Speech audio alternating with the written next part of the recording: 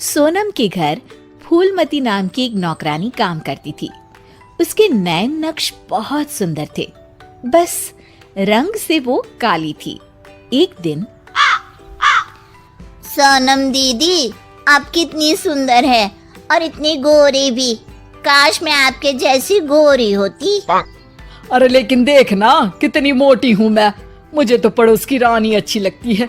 देखने में गोरी, नैन नक्श अच्छे और दुबली भी कितनी सुंदर लगती है। फूलमती के मन में सोनम की बात घर कर जाती है। वो सोचती है कि उसे नहीं पता था कि सोनम को भी अपने से शिकायत होगी। अरे फूलमती, ये क्या किया? सब्जी में इतना तेल। वैसे भी मैं इतनी मोटी हूँ, ये खाना खाकर तो कभी जिंदगी में पतली नहीं हो पाऊंगी। अरे दीदी, मैं तो आपकी जैसी होती तो कोई शिकायत ही ना थी। गोरी गोरी। अरे गोरी ही तो हूँ, खुद को तो देख। तेरे नैन नक्श, तेरा पतला शरीर। फूलमती, कोई भी खुश नहीं है इस दुनिया में अपने रंग रूप को लेकर। किसी का कुछ न कुछ छूटा ही हुआ है। हाँ दीदी, लेकिन काली तो काली ही होती है ना। अरे शायद तू नहीं समझेगी। काश मैं भी रानी की तरह होती। अच्छा चल, आज रानी खाने पर आ रही है तो कुछ अच्छा बना लेना। तभी वहां रानी आ जाती है। रानी दुबली पतली गोरे रंग की महिला होती है। दोनों सहेलियां बैठकर गप्पे मार रही होती है कि वहां फूलमती खाना लेकर आती है। अरे रानी दीदी, आप कितनी सुंदर है। काश मैं आप ही की तरह होती तो कितना अच्छा होता। शुक्रिया फूलमती, लेकिन तुम्हारे नैन नक्श तो बड़े ही तीखे हैं। हाँ दीदी, लेकिन हूँ तो काली ही ना। वैसे तो मैं भी वो सामने वाली वंदना को देखकर सोचती हूँ कि काश मैं उसके जैसी होती। हैं दीदी, आप भी अपने से खुश नहीं? ना ना, मैं तो बहुत खुश हूँ। बस जरा लंबाई, काश मेरी लंबाई वंदना जैसी होती तो कमाल हो जाता। फूलमती उन लोगों को खाना देकर वहां से चली जाती है। वो सोचने लगती है, अरे ये क्या? मैं तो सोच रही थी कि सोनम दीदी सबसे सुंदर है, लेकिन लगता है सोनम दीदी कुछ नहीं। अब तो मुझे वंदना से मिलना पड़ेगा। देखो तो सही कि वो क्या चीज है। एक दिन मौका देखकर फूलमती वंदना के घर जाती है और उसके दरवाजे की बेल बजाती है। हाँ बोलो, क्या काम है? मैं ना एक काम वाली हूँ और घरों में काम करती हूँ। क्या आपको किसी नौकरानी की जरूरत है? हाँ हाँ, जरूरत तो है, लेकिन सिर्फ झाड़ू के लिए।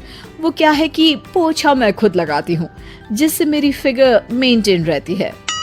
दीदी, एक बात बोलूं, आप कितनी परफेक्ट हैं। मतलब आप में तो कोई कमी ही नहीं है। सुंदर शरीर, लंबी हाइट, गोरा रंग। काश ना दीदी मैं आपके जैसी होती। शुक्रिया, लेकिन मैं भी परफेक्ट नहीं हूँ। ओह, ये क्या दीदी, आप क्या बोल रही हैं? ऊपर वाले ने तो आप में कोई कमी रखी ही नहीं है। अरे तू उस दीपिका को जानती हो ना? कैसी बात कर रही हो दीदी? वो कहानी हर घर की हीरोइन ना? हाँ हाँ वही।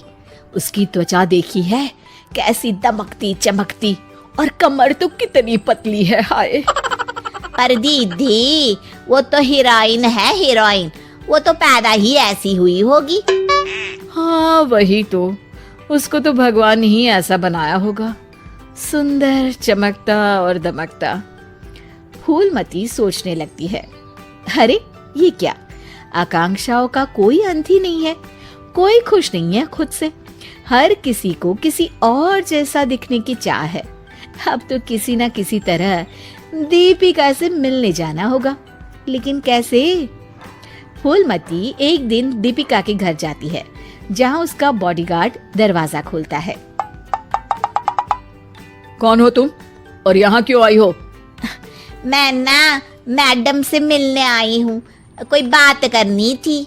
अरे चलो चलो यहाँ से, ये कोई धर्मशाला नहीं है जो बात करने के लिए आ गई मैडम से। तभी वहां दीपिका आ जाती है। अरे भैया आने दो, फैन होगी मेरी। फूलमती दीपिका के पीछे पीछे उसके घर के अंदर चली जाती है। मैडम, आप तो इतनी सुंदर हो जैसे कि कोई गुड़िया। हाय हाय, त्वचा तो ऐसी जैसे कि मोम। मैडम, काश मैं आपकी जैसी होती। अरे मैं काफी परेशान हूँ अपने रंग रूप को लेकर। एक ही जिंदगी और उसमें भी भगवान ने मुझे ऐसा बना दिया। दीपिका को फूलमती की बात परेशान कर देती है। वो उसे पास बिठाती है और फिर कहती है, देखो, मैं भले ही सुंदर हूँ, लेकिन उसे बरकरार रखने के लिए मुझे बहुत मेहनत करनी पड़ती है। मतलब मेहनत क्यों और कैसे? मैं खाने पीने में हर वो चीज नहीं खा सकती जो तुम खा सकती हो। मैं धूप, पानी, हवा, धूल से दूर रहती हूँ, नहीं तो दाने निकल आते हैं।